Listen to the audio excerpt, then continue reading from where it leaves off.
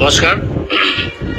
আমাৰ অহা 22 জুলাই তাৰিখে সদৌ অসম প্ৰাদেশিক মধ্য ইংৰাজী আৰু নিম্ন প্ৰাথমিক শিক্ষক টিউটৰ সন্থাৰ তৰফৰ পৰা সদৌ অসম ভিত্তিত গুৱাহাটীত আমি আন্দোলনৰ কাৰ্যসূচী গ্ৰহণ কৰিছোঁ।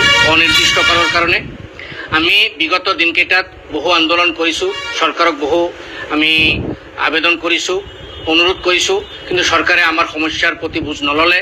সেইকাৰণে আমি অহা 22 জুলাই তাৰিখৰ পৰা আকৌ আমি অনিৰ্দিষ্টকাললৈ গণতান্ত্ৰিকভাৱে আন্দোলন কৰাৰ কাৰণে আমি গোটেই অসমৰ টিউটৰ সমাজক আহ্বান জনাইছোঁ। আৰু আমাৰ মূল দাবী হ'ল যে আমাৰ টিউটৰসকলক শিক্ষকৰ মৰ্যাদা অতি সোনকালে দিব লাগে।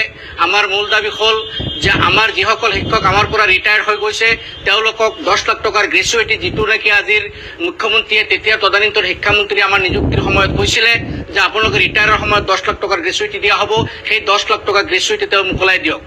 আৰু আমাৰ মূল দাবী হ'ল যে আমাৰ যিসকল আপোনালোকক জনাবলৈ অতি দুৰ্ভাগ্যজনক, অতি পৰিতাপৰ বিষয় যে অসম চৰকাৰে কেনেকুৱা বৈষম্যমূলক নীতি চলাই আছে শিক্ষা বিভাগত। চাওক, আজি আমাৰ দৰে শিক্ষকসকলে 30-35 বছৰ কাল ধৰি আমি ছাত্ৰ ছাত্ৰীসকলক সমাজৰ দৰিদ্ৰ সীমাৰেখাৰ তলৰ বসবাস কৰা ছাত্ৰ ছাত্ৰীসকলক শিক্ষাদান দি আহি আছোঁ। আজি সেই সময়তে আমি শিক্ষকৰ যিখিনি অৰ্হতা, সেই অৰ্হতা আমাৰ 30-35 বছৰ কাল আগতে আমাৰ আছিলে, আৰু তেতিয়াৰ পৰাই আমি এই দৰিদ্ৰ ল'ৰা ছোৱালীক শিক্ষাদান দি আহিছোঁ। আজি চৰকাৰে বৈষম্যমূলক নীতি প্ৰয়োগ কৰি আমাৰ যিসকল ছাত্ৰ ছাত্ৰী, সেই ছাত্ৰ ছাত্ৰীসকলৰ মিড ডে মিল, যিটো মধ্যাহ্ন ভোজন, দুপৰীয়াৰ আহাৰটো কাঢ়ি নিছে। আজি চৰকাৰে 2017 চনত এক নিষ্ঠুৰ আইন বনাই তেওঁলোকে আমাৰ পৰা প্ৰায় 2600 আমাৰ টিউটৰ শিক্ষকসকলে পঢ়াই থকা 2600 স্কুল কৰ্তন কৰিছে একত্ৰীকৰণৰ নামত। আজি 1165খন স্কুল চেল্ফ বেছ হিচাপে চৰকাৰে অনুমোদন দিছে। আজি এবছৰ হ'ল আমাৰ ল'ৰা ছোৱালী, এই দুখীয়া ল'ৰা ছোৱালীসকলৰ পেটৰ ভাত তেওঁলোকে খাব পৰা নাই, দুপৰীয়া ভাত তেওঁলোকে খাব পৰা নাই। তেওঁলোকে অন্যান্য চৰকাৰী স্কুলৰ নিচিনা যিখিনি সুবিধা পাব লাগিছিল সেই সুবিধাৰ পৰা বঞ্চিত, যিটো আজি অসমৰ দৰিদ্ৰ ৰাইজৰ কাৰণে এটা দুখৰ বিষয়, এটা পৰিতাপৰ বিষয়। আজি আপোনালোকক জৰিয়তে চৰকাৰক আহ্বান জনাব বিচাৰিছোঁ যে চৰকাৰে এই চেল্ফ বেছ বিদ্যালয়সমূহৰ ছাত্ৰ ছাত্ৰীসকলৰ যিখিনি চৰকাৰী সা সুবিধা অতি সোনকালে মোকলাই দিব লাগে। তাৰ সমান্তৰালভাৱে অতি শীঘ্ৰে আমাক টিউটৰৰ পৰা শিক্ষকৰ মৰ্যাদা দিব লাগে। আজি টেটৰ অপ্ৰাসংগিক এটা শব্দ টেট, আজি আপোনালোকেও জানে যে টেট এটা অপ্ৰাসংগিক বিষয় এইকাৰণেই যে টেট কাৰ ওপৰত প্ৰযোজ্য হ'ব লাগে। নতুনকৈ যিসকল নিযুক্তি হয় তেওঁলোকৰ ক্ষেত্ৰত টেট প্ৰযোজ্য হ'ব লাগিছিল। আজি আমাৰ ওপৰত টেটৰ বাহানা দি পেলাই আমাক আঁতৰাই ৰাখিছে। আমাৰ DLED ডিগ্ৰী আছে, অৰ্থাৎ প্ৰফেচনেল যিটো ডিগ্ৰী, DLED ডিগ্ৰী সম্পূৰ্ণ আছে। আমাৰ BA পাছ, হায়াৰ ছেকেণ্ডেৰী পাছ 50%, গোটেইখিনি পাৰ্চেণ্টেজ থকা কোৱালিফিকেশ্যন থকা স্বত্বেও আমাক শিক্ষকৰ মৰ্যাদা দিয়া নাই। গতিকে আমাৰ প্ৰতি চৰম অপমাননা কৰিছে, প্ৰবঞ্চনা কৰিছে, প্ৰতাৰণা কৰিছে। গতিকে এই প্ৰবঞ্চনা প্ৰতাৰণাৰ পৰিপ্ৰেক্ষিতত প্ৰত্যুত্তৰত আমি অহা 22 জুলাই তাৰিখে আমি গণ আন্দোলনৰ আহ্বান কৰিছোঁ। আজি অতি পৰিতাপৰ বিষয় আপোনালোকক জানিবলৈ নিশ্চয় গম পাব যে এইজন মুখ্যমন্ত্ৰীক আমি বিগত 3টা বছৰত বাৰংবাৰ আমি অনুৰোধ কৰিছোঁ যে মুখ্যমন্ত্ৰী মহোদয়, একমাত্ৰ আপোনাৰ কৃপাতে আমাৰ সমস্যাখিনি সমাধান হ'ব।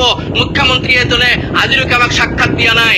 আজি ভাৰতবৰ্ষৰ কোনো এটা ঠাইত সমস্যা সমাধানৰ ক্ষেত্ৰত মুখ্যমন্ত্ৰীক লগ বিচৰা তাৰ ক্ষেত্ৰত সকলো মুখ্যমন্ত্ৰীয়ে লগ দিয়াটো আপোনালোকে নিশ্চয় জানে, কিন্তু আমাৰ সমস্যাটো লৈ আমি বাৰংবাৰ মুখ্যমন্ত্ৰী মহোদয়ক আবেদন জনোৱাৰ পাছতো মুখ্যমন্ত্ৰী মহোদয়ে আমাক লগ দি পেলাই আমাৰ সমস্যাৰ বুজ লোৱা নাই। এইটো আমাৰ কাৰণে অতি দুৰ্ভাগ্যজনক বা পৰিতাপৰ বিষয়। গতিকে আপোনালোকৰ জৰিয়তে মুখ্যমন্ত্ৰী মহোদয়ক আহ্বান জনাইছোঁ, হে মুখ্যমন্ত্ৰী মহোদয়, আপুনি এই অহা 22 তাৰিখৰ আগত আপুনি নিজে প্ৰত্যক্ষভাৱে আমাক আহ্বান কৰি সাক্ষাৎ কৰি আমাৰ সমস্যাৰ বুজ লৈ অতি শীঘ্ৰে ইয়াৰ সমাধান লওক।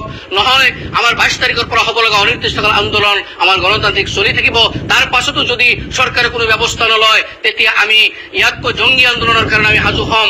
আৰু এই আমাৰ চেল্ফ বেছ বিদ্যালয়ৰ যিবিলাক সুবিধা, সেই সুবিধাখিনি অতি শীঘ্ৰে মোকলাই দি পেলাই দৰিদ্ৰ ৰাইজৰ ল'ৰা ছোৱালীবিলাকৰ যি সমশিক্ষাৰ সমচিন্তা, সেই সমচিন্তা তেখেতে অব্যাহত ৰাখক। অন্যথায় অসমৰ ৰাইজে ইয়াৰ প্ৰত্যুত্তৰ 2026 চনত নিশ্চয় দিব। ধন্যবাদ। কথা হ'ল এই হিমন্ত বিশ্ব শৰ্মা দেৱে আমাৰ লগত আলোচনা কৰি আইন বনাই নতুনকৈ আমাক যে কৰিব ইয়াৰ কথা নাছিল। যেতিয়া এখেতে বিজেপিত যোগদান কৰাৰ পিছত আমাৰ লগত বহুবাৰ আলোচনা হৈছিল। যোৱাবাৰ ইলেকশ্যনত কৈছিল 45 দিনৰ ভিতৰত আপোনালোকক প্ৰমিচিলাইজ কৰিম, কিন্তু কৰিলে যিটো পৃথিৱীত নথকা এটা শব্দ ব্যৱহাৰ কৰি, যিটো টিউটৰ শব্দ ব্যৱহাৰ কৰিলে। পৃথিৱীৰ ক'তো এনেকুৱা শব্দ নাই কোনো শিক্ষকৰ নামত টিউটৰ নাম এনেকুৱা কোনো নাই সেই নাম দি পেলাই আমাক প্ৰভিঞ্চিয়েলাইজ কৰিলে মাত্ৰ 10,000 টকা আজিৰ দিনত যিজন মুখ্যমন্ত্ৰীয়ে এই অসমৰ সকলো কাম কৰিব পাৰিছে আমাৰ টিউটৰৰ সমস্যা একেটা ইচ্ছা কৰিলে 1 মিনিটতে সমাধান কৰিব পাৰে এই আজিৰ দিনত এই 10,000 টকাত এটা পৰিয়াল চলিব পাৰে জানো এজন সাধাৰণ চুইপাৰ মানুহেও 10,000 টকাৰ ওপৰত দৰমহা পায় কিন্তু আমাক মাত্ৰ 10,000 টকা দি শিক্ষকক এনে টিউটৰ নাম দি পেলাই আমাক অৱমাননা কৰিছে এইজন মুখ্যমন্ত্ৰীক আমি বাৰে বাৰে আহ্বান জনাম আমি অনুৰোধ জনাম এখেতে যাতে আমাক অন্তত এই দৰমহা অলপ বঢ়াই দিয়ে যাতে আমাৰ এটা পৰিয়াল চলিব পাৰে ল'ৰা ছোৱালীক যাতে আমি ঈদ বা বিহু পূজা আহিলে কিবা এটা দিব পৰা যায় তেনেকুৱা এটা অৱস্থাত আমাক লৈ যাওক আমি বেংকত গ'লে বেংকে নিদিয়ে কোনো লোন নিদিয়ে কোনো কাম কৰিব নোৱাৰো আকৌ আমি 9টাৰ পৰা 3টালৈকে আমি স্কুলত থাকো এই টিউটৰ নাম লৈ পেলাই আমি যেতিয়া শিক্ষক আছিলো তেতিয়া ভাল আছিল সমাজে আমাক শিক্ষক হিচাপে মৰ্যাদা দিছিল কিন্তু যেতিয়া গম পালে আমি টিউটৰ ঘৰুৱা